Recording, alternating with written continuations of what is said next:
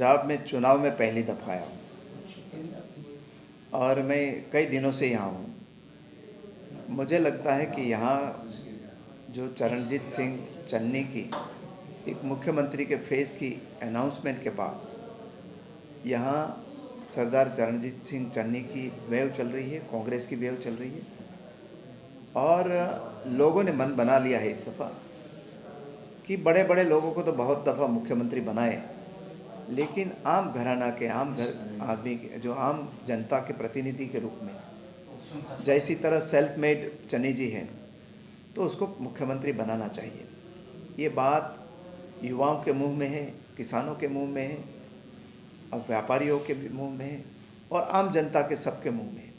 इसलिए ये चुनाव में कांग्रेस रिकॉर्ड ब्रेक बहुमत लेकर यहाँ सरकार बनाएगी और चरणजीत सिंह चन्नी ने जो 111 दिन उनको मिले और 111 दिन में जो उन्होंने काम किया आम लोगों के लिए वो शायद ही किसी सरकार ने किया होगा कहीं भी।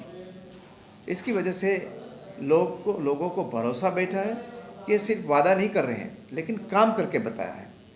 तो ये काम करने वाली सरकार को फिर से चुनेंगे और 5 साल में हमने जो चुनावी वादा किया है वो इम्प्लीमेंट करेंगे। तो कुछ कोई नहीं कर सकते, लेकिन जो जनता की अपेक्षा थी वो परिपूर्ण करने में कुछ कमियां रही थी इसमें, और ये कमियां चरणजीत सिंह चन्नी ने सिर्फ 111 दिन में पूरा कर दिया। क्योंकि 111 दिन के में जो चरणजीत सिंह चन्नी ने जो काम किया और वो सीधा आम जनता को लाभ हुआ उनसे, और ये ट्रैक रिकॉर्ड बना कि नई आशा है। चरणजीत सिंह चन्नी पंजाब की नई आशा है, पंजाब के आम लोगों की नई आशा है।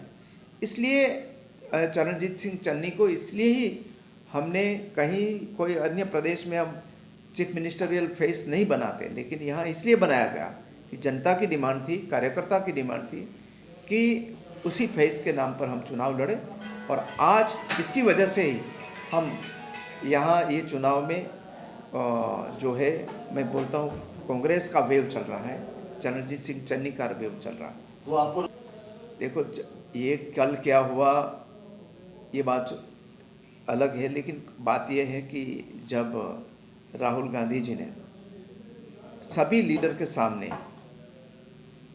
चरणजीत सिंह चन्नी को अनाउंसमेंट किया कि वो मुख्यमंत्री के चेहरे रहेंगे और उसको सबसे पहले बधाई देने वाले सरदार नवजोत सिंह सिद्धू ही थे और उन्होंने स्वीकार कर लिया कि उनकी अगुवाई में हम चुनाव लड़ेंगे और जीतेंगे।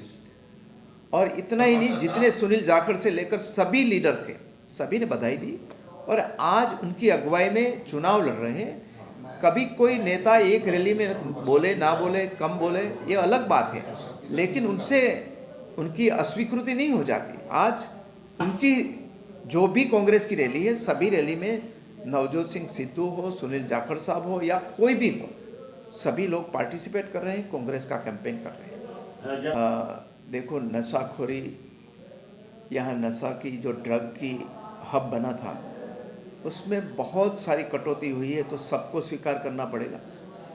5 साल के बाद पंजाब क्या था और आज के क्या दिन में क्या है। इतना ही नहीं, जो ये नारकोटिक कंट्रोल ब्यूरो है भारत सरकार का, उनके जो आंकड़े बताते हैं वो ड्रग्स आज पंजाब में तो बहुत ही निग्लिजिबल पाई जाती है। सबसे ज़्यादा ड्रग सारे देश में कहीं लैंड हुई है तो वो गुजरात का समंदर किनारा में हुई है। यहाँ मैं कल ही अहमदाबाद गया था और अहमदाबाद में कल ही मैंने न्यूज़ सुना कि 800 केजी ड्रग 2000 करोड़ का वहाँ बरामद किया गया। उसके पहले 25,000 करोड़ से ज़्यादा ड्रग्स वहाँ बरामद की गई थी।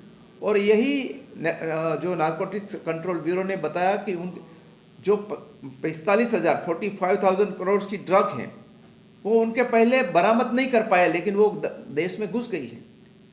तो अब तो और कोई राज्य बन रहा है अभी।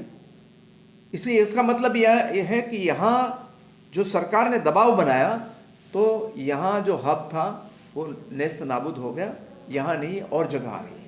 मैंने तो कहा कि यहाँ वेव चल रहा है। पहले ये पंजाब है, यहाँ जो दिल्ली में बैठी हुई पार्टी को ये गलती करनी नहीं चाहिए कि ये पंजाब झुकेगा।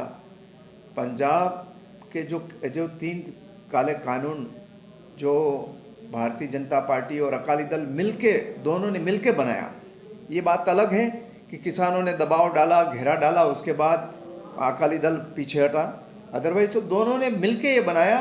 तो कैबिनेट में पारित हुआ, लोकसभा में पारित हुआ, राज्यसभा में पारित होने जा रहा था, तब वो विड्रॉ हो गए।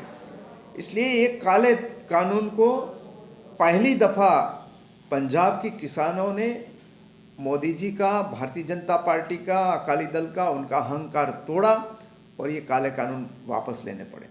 इसलिए वो टीम तो लड़ाई में नहीं है, लेकिन उनकी बी टीम है जो आम आदमी पार्टी है, वो भी दिल्ली बैठी हुई है और वही हथकंडे लगा रही है।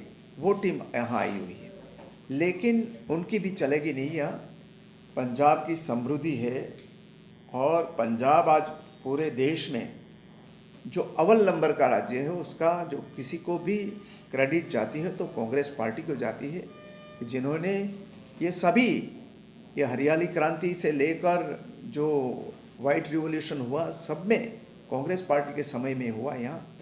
और पंजाब की समृद्धि में न भारतीय जनता पार्टी का कोई हिस्सा है, न आम आदमी पार्टी का कोई हिस्सा है, सिर्फ कांग्रेस ने ही काम किया है।